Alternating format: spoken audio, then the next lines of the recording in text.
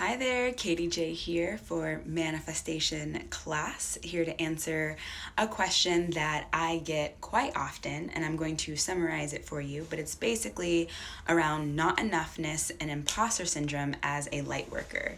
And by light worker, I'm referring to the therapists out there, I'm referring to the healers, I'm referring to the coaches, the mentors, the teachers, anyone who is a part of the awakening workforce, the mothers out there, anyone who's a part of, and the fathers too, anyone who's a part of the awakening workforce, who is a part of making this world a better place through your everyday life and your business and your lifestyle. So this feeling of not enoughness and this feeling of imposter syndrome of I don't have enough to help this person, I don't have enough tools, I don't have enough education, I don't have enough this or that. We're going to talk about that today and really break that down. So it first starts off with a couple hundred years ago, both men and women were literally thrown off of cliffs for using seen and unseen forces to help people heal, to help their neighbors, their friends, their families, to help them heal at home. And conveniently, within 100 years after that, shortly after, our first modern medical school was opened in the United States. And this took the power away from families, away from women, away from the everyday common people to know and heal their bodies, and put it on doctors and said doctors are the only ones that are qualified to heal anybody. Unless you have this education, unless you have these letters behind your name, unless you are of this certain education and experience and whatever else, you are not qualified to heal somebody. And this radiates throughout our entire culture, and especially the culture of light workers, healers, mentors, and coaches. And this is very convenient, right? Because if people don't believe that they have the power to know their own bodies and to know their own healing and to be active participants in their own healing, then we're going to pay lots and lots of money to doctors to do that for us, right? And we're going to give our power away to pills and to experts to give us the answers that we seek. And I don't know if you guys have ever experienced this, but a lot of doctors out there do not have all of the answers.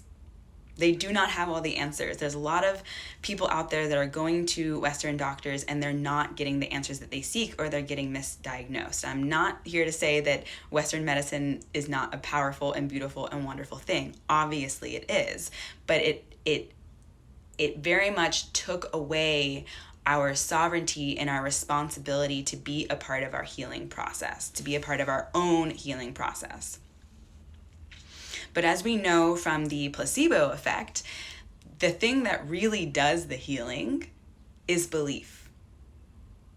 Belief is what powers our healing. And therefore, it's not your job to heal anybody. It's your job to show up in your power. If you are a therapist, if you are a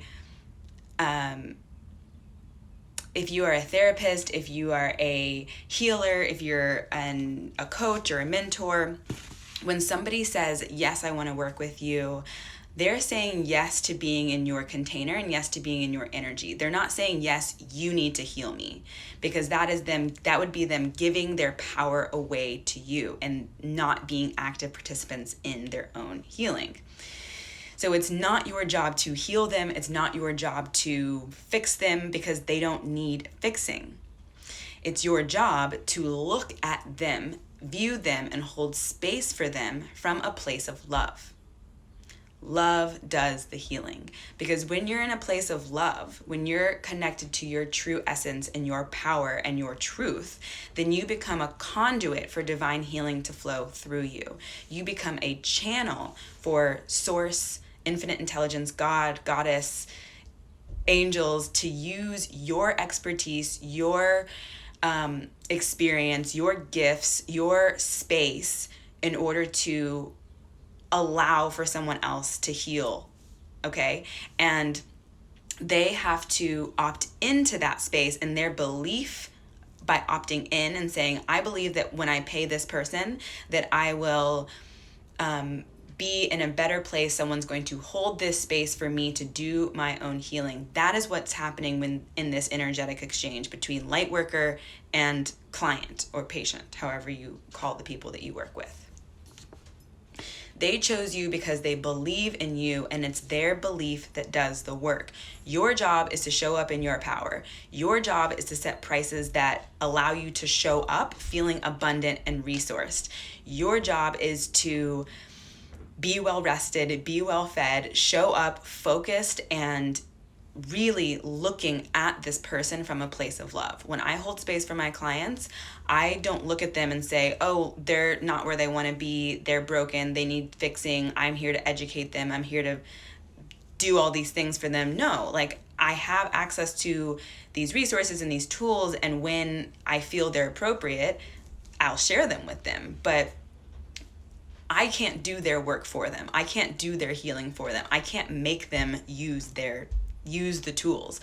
All I can do is show up and look at them and say, you're already complete. You already have everything you need. All of the answers live inside of you. I'm helping you to access that. I'm holding space for you so that you can access that. So again, your job is to hold the container in love. When you do that, Source will use you, your tools, your education, and your gifts to help them along their healing path.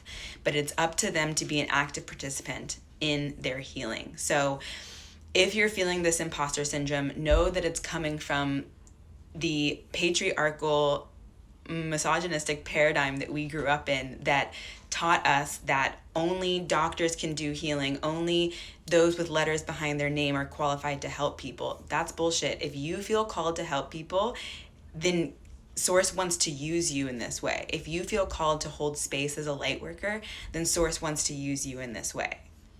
And in order to be used, your job is to be a clear channel of communication. So take care of yourself, take care of your needs, take care of your desires, take care of, prioritizing. That's why people always say, prioritize self-care, because you cannot hold space for someone else when you are drained or when you are showing up in a container from a place of scarcity and lack. If y'all have any questions about this, drop them in the questions box or the comments. I would love to dive into this deeper if anyone has any additional questions. Someone said, thank you, needed to hear this. Amazing. Glad it's helpful. Live My Health said, this is so true. Allopathic medicine, Western medicine, teaches doctor as good and not as guide. Ooh, yeah, I love that. Yeah, I remember when I took the Shakti School's Ayurvedic health coach training this past year in 2020, and I didn't complete the certification because I was really mainly learning it so that I could better understand my own body, how it worked, what it needed, what signals and signs it is going to use to tell me that it needs something, because these are things we were not taught. We weren't taught in school, we weren't taught by our parents, we weren't taught by doctors, and even Ayurveda has become very allopathic, right? That's become very, you go to an Ayurvedic practitioner and they tell you, they look at your tongue and they take your pulse and they ask you about your lifestyles, and from there, then they make a suggestion with herbs or lifestyle shifts or whatever. But the Shakti school really took a different approach. They took an approach of feminine form Ayurveda, which is you understanding your body, you understanding your needs and how this animal body will communicate with you when it needs something or when it's deficient in something or when there's excess, and how you can use this information to make informed decisions about your own body. So again, it's not about when you're a light worker, when you're a coach, when you're a mentor, teacher, therapist, it's, especially a teacher, right? Let's just give an example of a teacher. You show up and you hold space in class and you deliver the information, but if your student isn't able to fully be there, isn't able to fully engage, isn't doing their homework, they're not going to get the benefits of the course. And that's not on you. Your job is not to get them a benefit or to have a particular outcome, because they're on their particular healing journey, and maybe they encounter you at this point in their life and it's not gonna click, it's not gonna sink in, and then they go through life, they follow their healing process, they process things and they move through things and they integrate, and then if they were to encounter the same information a year later, that's when things click. And again, same information, same teacher, same person, same student, but different place within their healing journey. Another thing that I feel like sharing about healing is that, even like I'm looking at some wounds on my hand, and I realize actually I had this splinter in my hand that I got over a year ago, you guys, and actually probably closer to a year and a half ago. And then about a year ago, I fell off of my bike and had this crash and had to get stitches in my chin. And the person who was stitching up my chin, I asked her to try to get this this splinter out of my hand, and she couldn't. She was like, your body will push it out. Your body will push it out. And a year later, my body gradually over time pushes the splinter out of my hand and heals. Our bodies naturally want to heal. Our spirits naturally want to heal. Our minds naturally want to heal. And we will be naturally drawn to the healing modalities and to the people, the light workers, the supporters, the space holders that we believe will help us with that. And when we opt into believing this person is going to hold space for me in a way that feels loving and feels like it's going to help me get to that next level, and not from a place of they have something that I need, but rather they have an energy that can hold me while I go through my own healing process. So I took both the perspective of the space holder and both the perspective of the receiver, the active healer.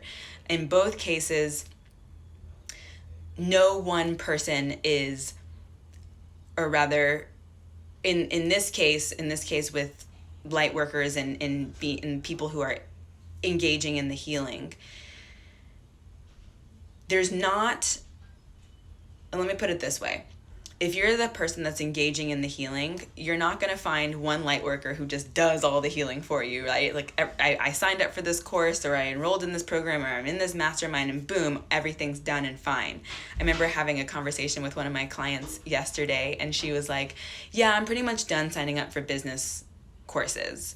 And I can't remember if that's exactly how she said it, but she was like basically like making business investments. And I was like, wait, what? Like, why would you not continuously invest in your business? And she was basically saying, actually, that's not what I meant. I meant that I've got the basics down of running a business. I know the structures of running a business.